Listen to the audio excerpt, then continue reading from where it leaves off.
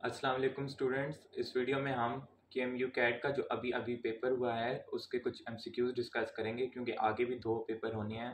तो इससे बहुत से स्टूडेंट्स को आइडिया हो जाएगा कि किस टॉपिक से मोस्टली क्वेश्चन आ सकते हैं, और मे भी शायद अगर कोई क्वेश्चन रिपीट हो जाए तो इसमें उनका फ़ायदा हो सकता है। तो आइए हम डिस्कस करते हैं कुछ बायो पोर्शन के क्वेश्चन। तो डियर स्टूडेंट, पहला क्वेश्चन आया है, the false ribs in human on each side are dash in number. तो डियर स्टूडेंट, इसके लिए पहले आपको पता होना चाहिए कि फॉल्स रिब्स क्या होता है। हमारी बॉडी में जो रिब्स होती हैं वो टोटल होती हैं 24 इन नंबर, 12 एक साइड पे राइट साइड पे एंड 12 लेफ्ट साइड पे। तो उसमें से जो पहली 7 रिब्स होती हैं वो हमारी होती हैं ट्रू रिब्स। पहली 7 रिब्स उनको हम कहते हैं ट्रू रिब्स, और उनको हम ट्रू रिब्स इसलिए कहते हैं क्योंकि जो हमारी बीच में स्टर्नम होती है उससे वो 7 ribs of one side directly attach होती हैं। जो हमारी बीच में स्टर्नम बोन होती है उससे पहली 7 हमारी डायरेक्टली अटैच होती हैं। फिर उसके बाद जो नेक्स्ट 3 आती हैं 8, 9 और 10, वो थ्रू कोस्टल कार्टिलेज अटैच होती है। वो डायरेक्ट जाके हमारी स्टर्नम पे अटैच नहीं होंगी, वो थ्रू कोस्टल कार्टिलेज अटैच होंगी, इसलिए हम इनको कहेंगे बट फॉल्स रिब्स। तो हमारी जो 8, 9 और 10 रिब है वो है हमारी फॉल्स रिब्स। और जो लास्ट 2 रिब्स होती हैं उनको हम कहते हैं फ्लोटिंग रिब, क्योंकि वो हमारी स्टर्नम से अटैच ही नहीं होती, चाहे डायरेक्टली भी अटैच नहीं होती और थ्रू कार्टिलेज भी अटैच नहीं होती। तो जो हमारी पहली 7 रिब्स हैं वो ट्रू रिब्स हैं क्योंकि वो डायरेक्टली अटैच हैं, अगली 3 हमारी फॉल्स रिब्स हैं क्योंकि वो थ्रू कार्टिलेज अटैच है, और अगली 2 हमारी फ्लोटिंग रिब्स हैं जो कि 11 और 10। अब ये इस MCQ में पूछे the false ribs in humans on each side. अगर वो एक साइड का पूछ रहे हैं तो फिर इसमें हम करेंगे 3, और अगर वो टोटल बॉडी में पूछ रहे हैं कि हमारी टोटल बॉडी में फॉल्स रिब्स कितनी है, फिर हम करेंगे 6। तो अगर इसी तरह अगर वो अब फॉर एग्जांपल नेक्स्ट पेपर में पूछें द टोटल फ्लोटिंग रिब्स, तो फ्लोटिंग रिब्स 4 होंगी और एक साइड की फ्लोटिंग रिब्स 2 होगी। अब वो पूछ रहे हैं ऑन ईच साइड कि मतलब दोनों साइड्स पे कितनी है, तो दोनों साइड्स पे मतलब एक साइड पे हमारी होगी 3 रिब्स, और अगर दोनों रिब्स अगर वो टोटली पूछें तो फिर हमारी बॉडी में होंगी 6 रिब्स। अब इसके बाद जो तो डियर स्टूडेंट जो नेक्स्ट क्वेश्चन आया वो स्कल का क्वेश्चन है, वो है skull of human is made up of dash bones.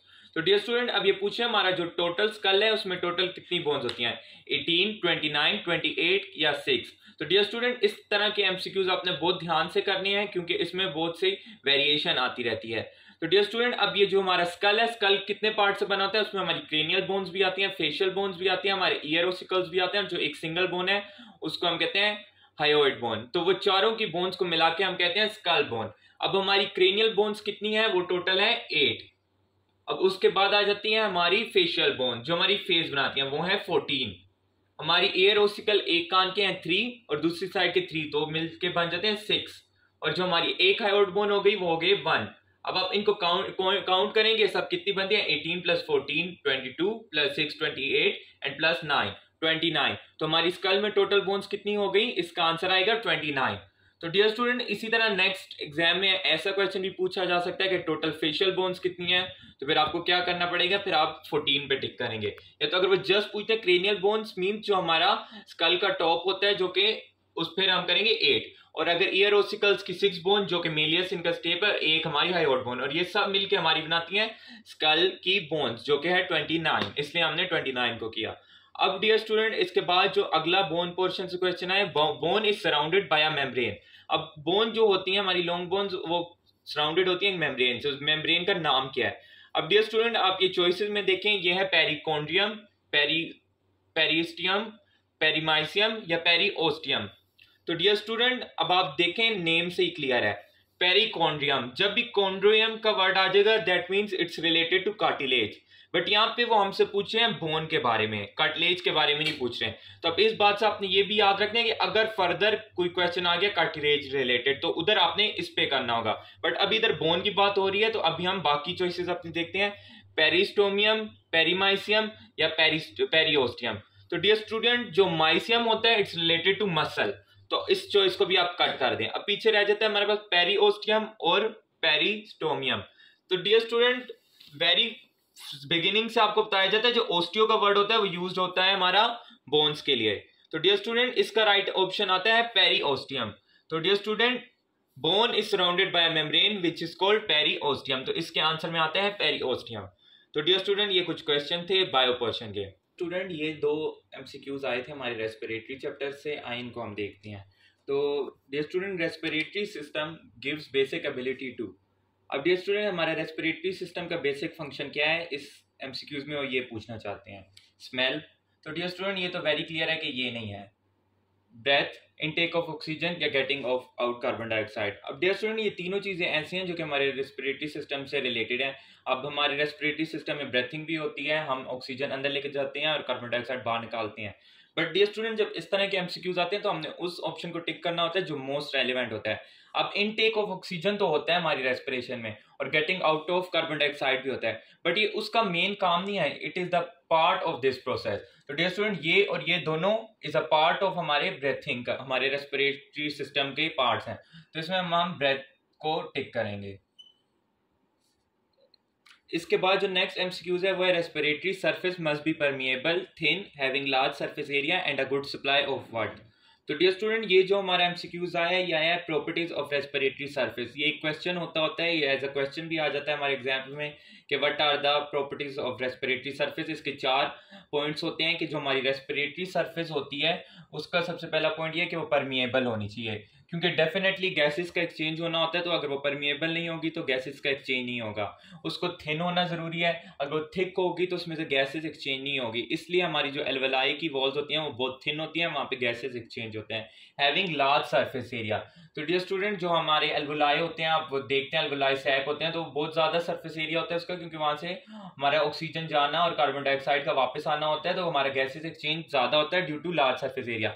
अब जो इसकी फोर्थ प्रॉपर्टी है वो ये पूछना चाह रहे हैं कि जो हमारे एल्वेलाई है, जो हमारा surface area of gases exchange है, वहां पे किस चीज का गुड सप्लाई होगा, गैसेस का गुड सप्लाई होगा, लिम्फ का गुड सप्लाई होगा, या ब्लड का गुड सप्लाई होगा।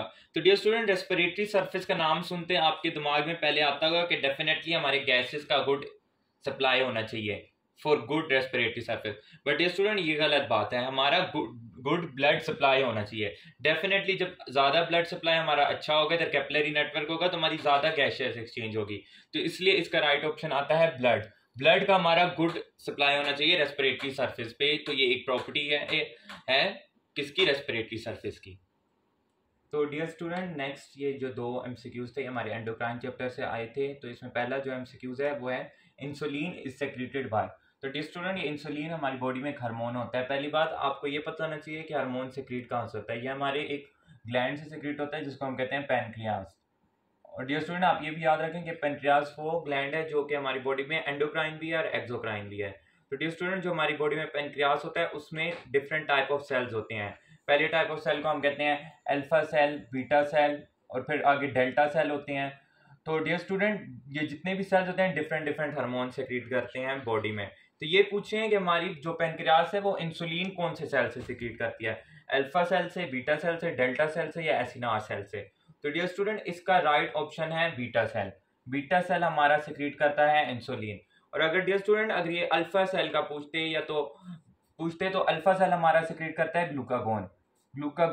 तो डियर स्टूडेंट ये आपने मस्ट याद रखना है, मे बी शायद वो नेक्स्ट पेपर में ये पूछ लें कि glucagon is secreted by which type of cell, तो फिर आपने अल्फा करना होगा। अभी इन्होंने इंसुलिन का पूछा था, तो इंसुलिन हमारी सेक्रेट होती है बीटा सेल से।